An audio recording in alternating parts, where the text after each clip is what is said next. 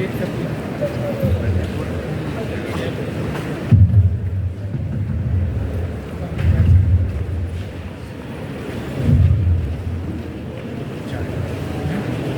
evening.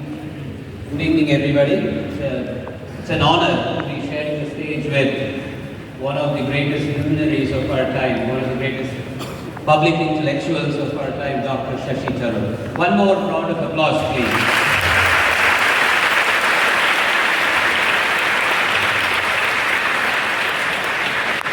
Thanks very much. It's great to be back and good to see you all here. Full disclosure to start with. This was set up well before he declared his candidacy for it's not a campaign event. President of the Congress Party.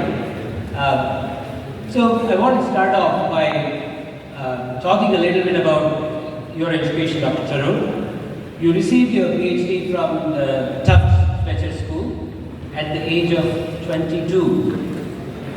We have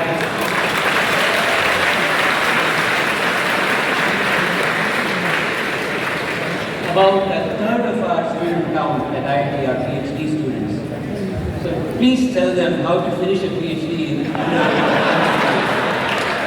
Actually, don't try it, is my friend piece of advice. But secondly, it can't be done anymore, not even at Fletcher, because I used some obscure provisions of the rules of the institution in order to short-circuit certain procedures. And I mean, the reason I did that was both because I was in a hurry to start real life, leaving the ivory tower, but also because I was in mortal fear of running out of scholarship money to be able to continue. So I thought the quicker I finish this, before my scholarship runs out, so much the better. But there was, for example, I don't want to bore everyone here, but they had a provision in the rules whereby, see, there were 3 degrees in Fletcher that I managed in 3 years. One was the MA, then there was an MALD, which was sort of an MPhil that involved a dissertation and so on. And then there was the PhD. Now, after the MALD, there is a thesis defense and an oral examination in 3 specific fields.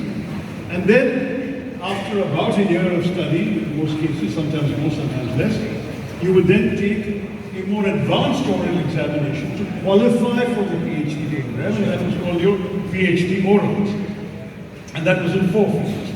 So I asked, using this academic petition route, to be allowed to take my PhD orals when I should have been taking my MALD orals, in the assumption that if I qualified then automatically I would get my MALD. But you considered yourself ready for it. I did. Don't rush it. Enjoy life. There's much more to life than spending 18-hour days writing a PhD thesis. Take your time over it. Savor the pleasures that life offers that are well beyond the world of academics.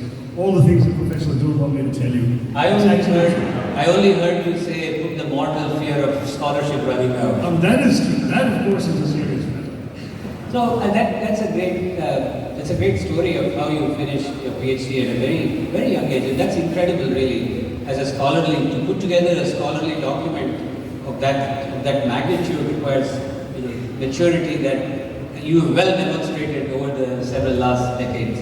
Also, unfortunately, betrayed a sort of tendency to workaholism, which I've never been able to shake off all my life. So I kind of stuck to the 18-hour days all my life, and I'm not quite sure, looking back, that was the best way of spending my time. So let's talk a little bit about your... Because the process is tough. Not everything you do to be an elected politician is intellectually satisfying, and that matters to you. I had this naive idea that I was there to sort of, in a very Burkean way, to sort of represent the larger interests of the people by applying my own mind, before I discovered that the party would tell you what you could and could not do on some issues, that the voters would come to you not just for major development projects or policy issues, but to ask you for jobs and transfers and loan waivers and all sorts of personal issues, which they believe, having voted for you, they're entitled to demand help from you to get. And all those things are part of the daily stuff, the warp and woof of Indian politics. And you've got to be prepared for that too. But even if that intellectual satisfaction is not always available, what is vital for you to realize is how important it is that you are part of a process that makes some of the biggest and most important decisions that guide the future of your country. And for me, that's been a great privilege. Of course, for the last 6 years, 7 years now almost, I've been in opposition. When I was in government, it was much more easy to have an impact. But there are things you can do as an MP, even from the opposition, by lobbying the people in government, by speaking up in Parliament, by raising issues that matter, that you can actually continue to sway